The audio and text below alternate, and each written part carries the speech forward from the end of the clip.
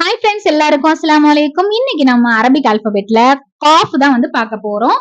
நம்ம ஏற்கனவே அலிஃப்ல இருந்து ஃபா வரைக்கும் படிச்சு முடிச்சிட்டோம். ஃபாக்கு வீடியோவும் போஸ்ட் பண்ணிருக்கேன், பார்க்காதவங்க செக் பண்ணிக்கோங்க. காஃப் வந்து அரபி எழுத்துல 21th லெட்டர், அதாவது 21வது எழுத்து காஃப். காஃப் அப்படின்னு சொல்லணும். ஃபாக்கு மேல 2 புள்ளி வச்சா காஃப். QKAF போட்டிருக்கேன் இல்லையா, அதனால நீங்க கியூ சவுண்ட்ல மட்டும் படிக்க கூடாது, இல்லைன்னா கே சவுண்ட்ல மட்டும் காஃப் கேஃப்லாம் சொல்லிடக்கூடாது. காஃப் அப்படின்னு சொல்லணும். உள்ள அண்ணா கூட உள்பகுதியில இருந்து சொல்லணும்.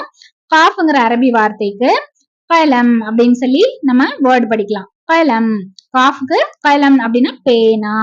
கலம் அப்படின்னா என்ன? பேனா, பென். இப்ப இது ஒரு மார்க்கர். இப்போ இந்த மார்க்கருக்கு கலமா அப்படின்னு கேட்டா கிடையாது. இது எழுதக்கூடிய ஒரு பொருள். எழுதக்கூடிய எல்லா பொருட்களுக்குமே வந்து கலம் அப்படின்னு சொல்லி சொல்லுவாங்க. இது பேனா வகையை சேர்ந்தது அப்படிங்கறதுனால இதுக்கு கலம் அப்படின்னு கூட சொல்லுவாங்க. மார்க்கருக்கு கலம் கிடையாது, இது பேனாவா இருக்கறனால கலம். ஓகேவா? கலம் அப்படின்னா என்ன? பேனா, எழுதக்கூடிய பொருட்கள். கலம் அப்படின்னா பேனா, பென் அப்படின்னு சொல்லி அர்த்தம். ஓகேவா? கலம்னா என்ன? பேனா. காஃப் கலம். காஃபுக்கு வேர்ட் என்ன? கலம். அரபி வார்த்தை காஃபுக்கு கலம். காஃப் கலம். புரிஞ்சுச்சா உங்களுக்கு? சப்ஸ்கிரைப் பண்ணிக்கோங்க, லைக் பண்ண மறந்துடாதீங்க. நம்ம வீடியோவை ரெகுலரா பாருங்க, வேர்ட்ஸ் எல்லாம் கத்துக்கோங்க.